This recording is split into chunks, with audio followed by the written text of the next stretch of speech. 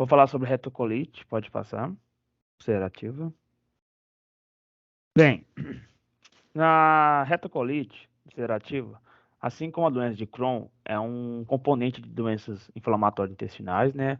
No qual os processos patológicos, as principais, se restringem ao colo e ao reto, né? Estendendo-se apenas para a mucosa e submucosa, sem comprometimento à camada muscular. Vale ressaltar que, apesar do nome, nem sempre como ocorre a formação de úlceras nas camadas mucosas. Na forma leve da doença, a mucosa é granular, hiperêmica e edematosa em sua aparência. Com a progressão dela, a mucosa se úlcera, né, vai acontecer uma úlcera, e essas úlceras podem se estender até a lâmina própria. Por fim, como a forma crônica da doença, a mucosa do cólon pode perder, né, o padrão normal de dobras. O cólon também pode encurtar, né, e aparecer mais estreito, ao contrário da doença de Crohn, né? A retocolite ainda é caracterizada por ser um processo patológico contínuo, né, como já foi falado, com a inflamação interrupta, né, da mucosa, a mucosa colônica, começando do reto distal e estendendo-se para a região proximal da distância variável. E aí também pode apresentar, né, sangue e muco nas fezes e um padrão contínuo. Pode passar. A epidemiologia é bem discreta a prevalência entre os homens, então 60% pode estar cometendo. O pico de idade é de 30 a 40 anos, depois também de 60 anos pode apresentar, e mais comum em não fumantes. Isso é bem interessante, que diferente do Crohn, se eu não me engano, a retocolite, pessoas que fumam têm menos chance de acontecer. Não porque vão começar a fumar para não acontecer, que pode dar problema em outro lugar, né? Pode passar. Aí, tá. Bem, temos o tipo, né? Algumas classificação, que pode ser a proctite ulcerativa, né, que a inflamação está situada nas áreas mais próximas ao ânus, o reto, e ao sangramento retal pode ser um único sinal da doença. Essa forma da colite ulcerativa tende a ser mais grave. A proctossigmoidite, proctossigmoidite, a inflamação envolve o reto e o colo sigmoide, né, a extremidade inferior ao cólon. Os principais sinais são diarreia com sangue e a cólicas abdominais e dor abdominal. A colite do lado esquerdo, a inflamação se estende ao reto e até o colo sigmoide e descendente. Os sinais incluem diarreia sanguinolenta, cólicas abdominais, dor do lado esquerdo e perda de peso não intencional. Também temos a colite ulcerativa severa aguda. Essa forma é rara, né, na colite, afeta todo o cólon e causa uma dor intensa. Diarreia abundante também, sangramento, febre e incapacidade também de comer. A pancolite geralmente afeta todo o cólon e causa um episódio de diarreia sanguinolenta, que pode ser grave, cólicas abdominais, fadiga e perda de peso bem significativa. Então é bem interessante a gente ver isso, que tudo na retocolite vai relacionar bastante a questão do sangue, dessa apresentação de sangue nas fezes. E algumas já diferenciam um pouco, como uma perda de peso, dor abdominal. Então, sempre que esse sintoma estiver relacionado, a gente tem que relacionar bastante a essa doença. Pode passar. Temos as causas. A causa exata da retocolite ulcerativa é bem um pouco desconhecida. Anteriormente, acreditava-se que a dieta e o estresse podiam ser entre as causas da doença. Mas agora a gente sabe que pode se agravar por problemas e não causar uma colite ulcerativa. Então não é porque está com estresse ou questão de dieta que pode causar essa doença. Anteriormente, né, era dito, uma possível causa é um distúrbio do sistema imunológico, de forma semelhante quando o sistema imunológico tende a combater um vírus invasor ou bactéria. Nesse caso, uma resposta imunológica normal faz com que ela ataque as células do próprio organismo. Nesse caso, as células da mucosa, do colo e do reto.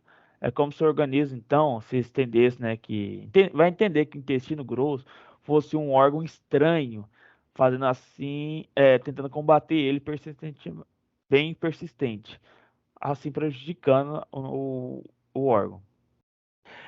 Questão também hereditária também pode desempenhar um papel na incidência dessa colite ulcerativa.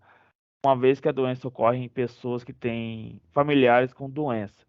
No entanto, a maioria das vezes as pessoas com retocolite ulcerativa não têm um histórico familiar.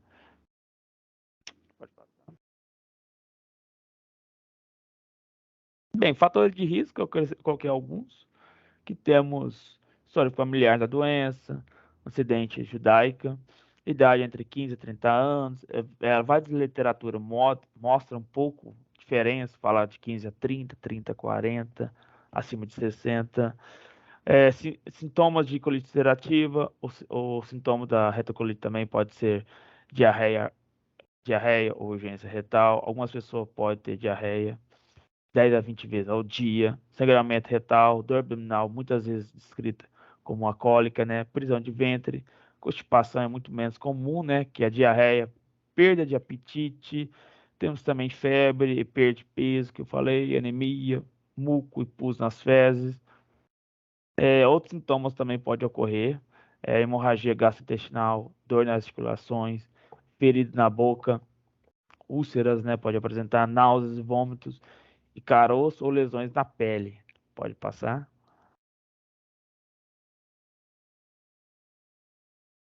Diagnóstico, vamos, é bem um pouco clínico, mas também vamos poder estar usando algumas, pedir exames de imagem, mas vamos ver o histórico do paciente, né? A queixa dele, o histórico dele, e também temos sempre que estar olhando também o histórico familiar.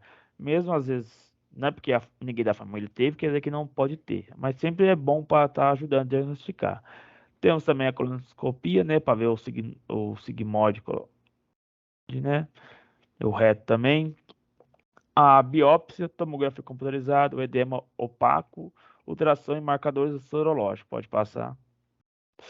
Temos aqui uma biópsia, que eu coloquei uma imagem só para a gente estar ajudando, entender melhor. Ah lá também temos a colonoscopia, vai mostrar como vai estar a imagem. Pode passar. Tomografia computadorizada, eu pus uma setinha ali para ver como que vai estar a alteração, onde, onde vamos ter que estar olhando. Pode passar. E o edema opaco o edema opaco. E ali podemos ver onde que vai estar toda a lesão, onde também vai perder essas pregas, vai ficar bem mais estreitinho, diminuído, pode passar. E o diagnóstico diferenciais, que relaciona bastante, né? Doença de Crohn, meu colega falou muito bem, diferenciando as duas. Colite por radiação também pode apresentar colite isquêmica, um processo infeccioso, salmonela, Shigella e DST, e ácido retinóide. Tem várias diagnósticos diferenciais, só que essas aqui são algumas que é bem importante ser também ditas. Pode passar.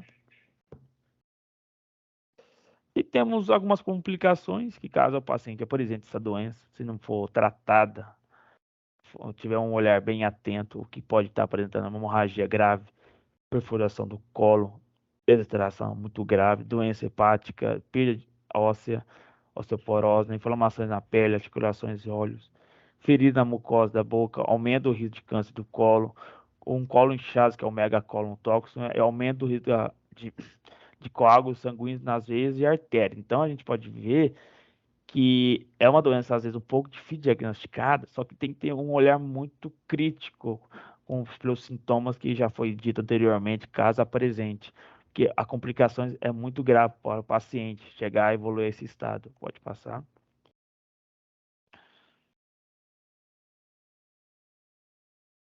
Bem, o tratamento é clínico para medicações. Temos a sulfasalazina, né, de 3 a 5 miligramas ao dia, o AINS,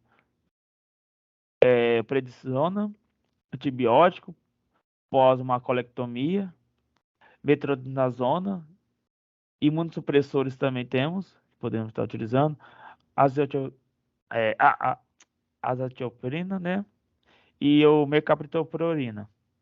Pode passar.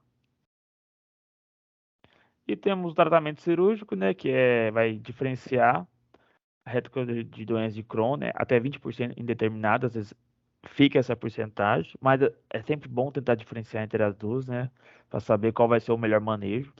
A preservação do esfíncter na retocolite, né, que é a procteotomia, o risco de câncer em porções da remanescente do cólon e evitar a anastomosi ileal com reservatório da doença de Crohn. Pode passar. E as indicações. Falta de respaldo do tratamento clínico, então, caso apresente insuficiência de tratamento, não está sendo suficiente o tratamento, vai precisar então de tratamento cirúrgico. Hemorragias graves e carcinoma ou displasia. Um câncer, então, se apresentar, essas hemorragias graves, vai precisar de tratamento cirúrgico. Manifestações extraintestinais da colite fulminante, perfuração do intestino, obstrução intestinal. As indecisões cirúrgicas, essas consequências esperadas, são influenciadas pela distinção entre a retocolite ulcerativa e doença de Crohn. Então, gente, a gente vê bastante que essas duas doenças se relacionam bastante, que é bem parecida. Então, você tem que ter esse olhar.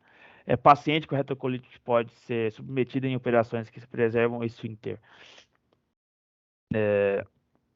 Pode passar. Só mais uma coisa que eu não falei, que é também importante, que temos também a questão da alimentação, que é muito importante também ser dito. Pode ser útil, né, manter uma diária alimentar, pode ter um melhor controle, né, do que a pessoa está comendo.